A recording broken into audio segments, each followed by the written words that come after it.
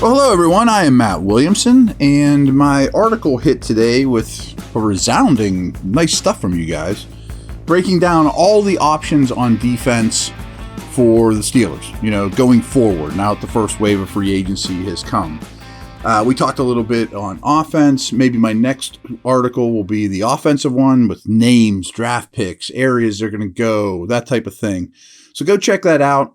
Later in the week, we will do a podcast of the same ilk of what I wrote about. But for now, I had a mock draft hit today for Steelers.com. The Steelers have me doing mock drafts and draft stuff. And I just wanted to go over a mock with you. And, we're going to finish each segment with a Steeler pick. First two picks, I really believe they're going to be Stroud, Young, Stroud, whatever. But I have the Panthers taking Stroud. I have the Texans taking Young. Doesn't really affect the Steelers either way. But I think that in some order, those two are going to go. Ohio State actually has their pro day going as we speak. I think Bama's is tomorrow. Not that that's that big a deal, but whatever. Then Arizona's on the clock. And I think that they're kind of running out of teams that'll trade up to 3. And we weren't allowed to do trade ups anyways. So I have them taking Will Anderson, which is a fine pick. It's a good spot for them to start the rebuild. They're not going to go quarterback. So that leaves the Colts with Anthony Richardson at 4. And remember, the Eagles staff or offensive coordinator comes over to take over Steichen as the Colts head coach. Well, you just install the Jalen Hurts offense for Richardson, and Minshew's your bridge, just like he was in Philly. Seems like a pretty obvious situation. That being said, I do think the Colts are kicking the tires on the Lamar Jackson situation. And maybe we'll even do a segment on that entirely later in the week. But I'm not certain Lamar doesn't end up in Indy, which would change all this completely, of course. Seattle then gets the best player in the draft, in my opinion, Jalen Carter. And I was listening to a beat reporter that's covered the Seattle for a long time. And he listed 6, 7, 8 defensive linemen that had character concerns, red flags, whatever. And Seattle, at that position, doesn't mind overlooking those things. Plus, I think Pete Carroll's 72 years old. If you're just going to, is he real keen on rebuilding for the future with a quarterback here or something like that? Give me the best player in the draft and let's go. I think Pete Carroll would love to grab Jalen Carter at 5. The Lions, they're often mocked to a corner at 6, often Gonzalez or Witherspoon. I have them taking Will Levis because they've signed 3 defensive backs, including Cam Sutton, and they have 2 first-round picks. They can let Levis sit behind Goff. I think this is a great fit for team and player, although I have some doubts about Levis. But, we're projecting what I think could happen. The Raiders then kind of sit tight, take Tyree Wilson, Max Crosby and Wilson. That's an edge pass rush duo that is really tempting, and they don't go up for Levis, but if Levis were there at 7, I think they could jump on him. Gonzalez then goes to the Falcons in my mock. They need everything on defense, but they do have a corner in A.J. Terrell, who's a really good player, and that would give them 2 very talented outside corners. I think that's appealing. The Bears then go and take the first offensive lineman off the board, Paris Johnson from Ohio State. Really don't think he's going to get there for the Steelers, folks. And they signed a guard. They have tackle needs for sure. Get an Ohio State guy to protect your Ohio State quarterback. I think that makes all the sense in the world. The Eagles then take Myles Murphy, basically best defensive lineman available. A lot of versatility. He would fit in well. He could learn from Brandon Graham, guys like that. Maybe Lucas Van Ness here would make just as much sense. Similar big defensive ends. I then have the Titans taking Peter Skoronski. I think they could go possibly with a receiver, Smith-Njigba, Addison, or best offensive lineman available. Skoronski would probably start out at left tackle for them, but probably bumps into guard. Their whole O-line needs work, so he would easily find a spot. The Texans then take Witherspoon, this is the corner. They've done some things on offense, and it would land a quarterback at 2. I think this more and more is going to be a defensive pick at 12. And Witherspoon would pair really well with last year's first-round pick Stingley from LSU. 2 young stud potential corners. That's a good building block for a defense. Jets, I don't know if they'll have this pick or not. Could the Packers have it at 13 with the Aaron Rodgers move? Who knows? Either way, if it's Packers or Jets, I could see Broderick Jones being a very easy selection for either.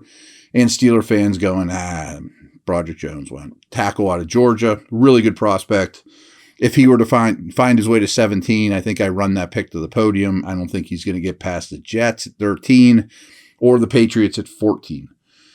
Patriots, I have taken Jordan Addison. They did sign Juju, but they need some receivers with big playability. And they've missed on receiver after receiver, but that doesn't mean you stop going there. Green Bay then takes my favorite receiver in this draft, who reportedly, like 10 minutes ago, ran well at Ohio State. Jackson Smith-Njigba. He would be a slot. He can play outside too, but a slot to complement Watson, who's more of the outside deep threat. So it gives them two young quarterback or receivers for their new quarterback, Love. I love Smith-Njigba. I've told you guys a couple times, if he's there at 17, I'd have a real hard time passing on him. Running as well as he did today, though, probably ensures he's gone. Washington then takes Joey Porter Jr., another one I'm sure you guys were keeping your fingers crossed on. And he might be there at 17. I think there's a strong chance he is. A decent chance, 50%, something like that. But Washington's pass rush with a big press man corner like Porter, that would go a long way for their pass defense. So Steelers are on the clock. Some options here. I go with Brian Brisset. I think there's a lot of Cam Hayward to this guy's game. And if you go Hayward, Ogunjobi, and Brisset, I think your D-line is basically complete. You'd like to find another nose somewhere along the way. I think this pick makes all the sense in the world. Maybe with the way this board went, you could go down 3, 4, 5 spots and still land him and pick up a third-round pick or a late second or something like that, too. That would be ideal. I would entertain those offers. But I have them taking Brisset with their first pick. We will be back in a moment, and we'll do the second half and finish up with Steelers at 32.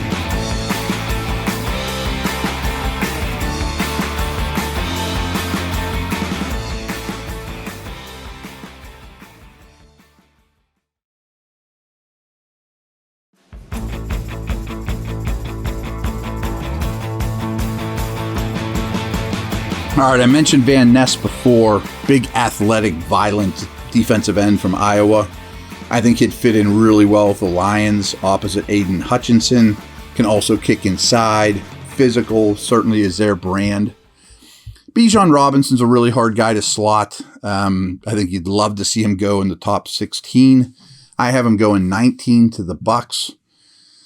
Just kind of a Najee Harris the year before you pick your quarterback in the first round type of move. That I don't think that the Bucks quarterback of the future is on their team. Get Bijan. It's a nice nice landing spot then for the next quarterback. To have him behind you in the backfield would be a very comforting thing. Nolan Smith, I would strongly consider him at 17. I'm not sure he even gets to 17 now. Seattle gets 2 Georgia dudes. Nolan Smith and Carter. Smith can babysit Carter. He's an edge dude. He can also drop into coverage. Ridiculous athlete. I really like this player. Chargers then take Darnell Wright, who's another guy I think the Steelers might consider at 17. Right tackle's been an issue for them. Wright would plug right in there and be fine. They can move Pipkins to guard. The Ravens then take Quentin Johnston. They need receivers, as all of you know, in a bad way. He's big and physical and will block. I think that's important for them, and he can get downfield. I think that's a really good marriage. I then have the Vikings taking Deonte Banks. I think Coach Flores would love a long press man coverage corner like Banks. He would be their Patrick Peterson replacement, younger, obviously. I also saw Daniel Jeremiah mock Hendon Hooker to the Vikings. I kind of wish I thought of that. I think that's a possibility and be a phenomenal landing spot. I think Hooker will end up in the first round, but I didn't have him go there. Jacksonville then takes Cam Smith, corner out of South Carolina. I don't know if he'll go this early when it's all said and done, but corners get pushed up. Tyson Campbell's a good player, but they could use a second corner there without question. I then have another favorite of mine, Brian Branch, going to the Giants. That defense plays so much dime in a lot of 7 defensive back situations. So Branch is a do-it-all defensive back. He would never leave the field for them. He would orchestrate all that dime defense from a mental standpoint. Phenomenal. So here's a little bit of a glitch in that when I turned this in, I had Jalen Hyatt, speedster receiver, going to Tennessee, from Tennessee going to the Cowboys. Then they traded for Brandon Cooks. I don't know that would make it off the table. I mean, this guy's a burner, and Cooks is up in age, maybe double down on receivers. I would bet this would be a defensive pick, though. The Bills just need weapons, in my opinion. I think it's Diggs and the Pips for them. So I have Dalton Kincaid, an excellent receiving tight end, being the option for the Bills. More like a big slot tight end. This wouldn't hurt Knox's stock at all or any of that type of thing. Tight ends are starting to go here. And I have the Bengals taking Michael Mayer. Great replacement for Hayden Hurst. Two-way dude, tough as could be, quality prospect. The Saints at 29, they have a type on the defensive line. They want big power defensive ends like Cam Jordan. And I haven't taken Keon White from Georgia Tech, who would be, Cam Jordan's like their Cam Hayward. You know, he would be the perfect mentor, big brother, coach this talented young guy up, big power end that they can bump all over the line. Like that a lot. The Eagles at 30, I have them taking Osiris Torrance. They always love linemen, and they always have big mashing guards. And after this year, I'm sure Kelsey will retire, and Juergens will bump into center, what he was drafted to do. And then you have the big mashing guards flanking your athletic center for the next generation, you know, as they've done so well. Here's one of my favorite picks of the draft is my favorite tight end is Luke Musgrave. I have him going to the Chiefs. He learns from Travis Kelce, who's well up in age. They played with Tyreek Hill and on the field. They played a ton of multiple tight end sets with tight ends not named Travis Kelce that most of you have probably never heard of. Now you get the next generation, and he factors in a lot on early downs as well as a Kelce replacement. I love that fit for the Chiefs. So to wrap it up, Steelers are on the clock here to start day 2. And I'm going to take one of my favorites, Darnell Washington, the huge tight end from Georgia. Tight ends are flying off the board here at the end of the first round. He's Gentry plus, you know, and would be basically a starter. They play so much 12 personnel now. Freiermuth is now your move tight end. Washington lines up next to a tackle, snap after snap at 6'8", 280, and runs a ridiculous 40. I would love this guy to end up in black and gold. So a lot of options they could go there, but that's my move. I ended up with Brisset and then Washington for the Steelers. 2 big physical guys, which has been the theme of the offseason. So thanks again, guys. We will talk tomorrow.